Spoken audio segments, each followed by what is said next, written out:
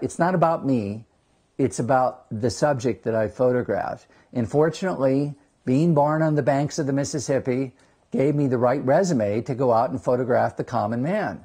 So I believe that's what people want to see, and I don't photograph what I think people want to see as much as the America that I find on an ordinary day. And it may be a guy in Maine that's just putting the flag out on his porch. But it's what I call accidental portraits.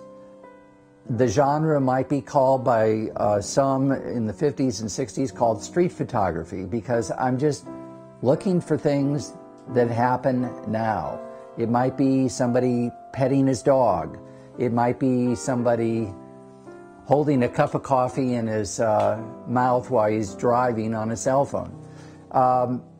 But things that I find of interest, that when you put all the pictures together, they comprise a mosaical portrait of America. The first chapter is really about the icons and the symbols of freedom and democracy. And to do that, I basically photographed everything that I believe to be iconic America, or what I call Amer-icons.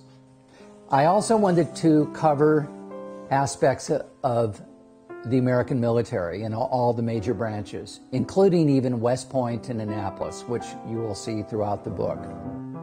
This is a favorite quote of mine from John F. Kennedy. It seems a basic requirement to study the history of our Indian people. America has much to learn about the heritage of our American Indians. And it was just really quite a journey to photograph this chapter on African Americans and begin with a queen and integrate it with Native Americans and then ultimately travel to Africa. So in many ways, this chapter is one of the more special ones in the book from my point of view.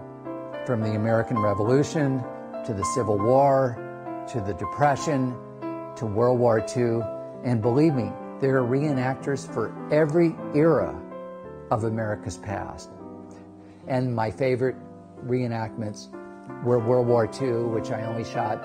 People see this and they go, "Oh my God, Joe," I said, "where did you get these historical pictures?" And I go, well, the interesting thing is they're not historical. They were taken only 1 year before the book went to press. You can't photograph America without going to all 50 states. So I wanted to capture all 50 of those states in sequence in the book as they came into the Union. 10% of the times that I've gone to photograph a remote state, it was completely surrounded in scaffolding and it was being restored, and I would then have to wait 2 years. One of my favorite facts of when America was born, we were 98% farmers and 2% living in cities. Now, today, in the 21st century, those statistics are precisely reversed. And I thought, how could you shoot America without going to Mayberry, North Carolina? So I went there, and this is the guy that technically it would be Floyd in the barbershop.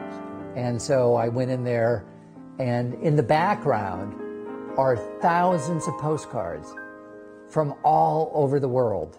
And then systematically, I moved my camera across the country to try to shoot each city with its unique footprint that it leaves on the sky. As Thomas Jefferson said, America must build so much and so often. And in our skylines, you can see the future manifest. Why a chapter on global warming is relevant to a book on photographing democracy is because global warming affects all of us, it's caused by all of us, and it requires all of us to address it. Thomas Jefferson said that may be one of the greatest legacies that we leave behind, that we can, without violence, shift from one viewpoint of the world to another viewpoint of the world. That could be the brilliance of the American political system. If I really wanted to have a portrait of democracy, it could not be told in a single picture. That if each individual picture was considered a dot within this George Seurat painting, a pointillist portrait of democracy would emerge. And that's when I realized my vision of America could never be said in a singular image. It's really plural. It's visions of America.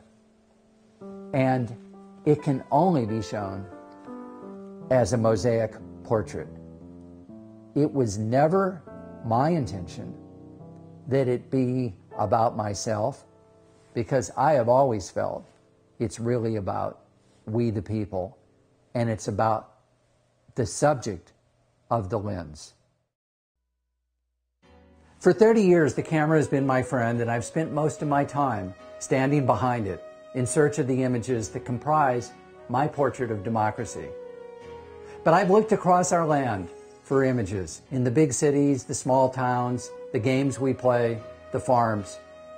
But when I really want to find a specific picture that depicts a portrait of democracy, it's then I realize that democracy resides deep within the hearts of we the people. And as such, it is necessary for me to photograph you, we the people, because it's you that this is all about. This is why I did this. And now, if you all smile, I'll take your picture. We choose to be free in America. We choose to work hard for what we believe. This is our time. It's in our design to succeed.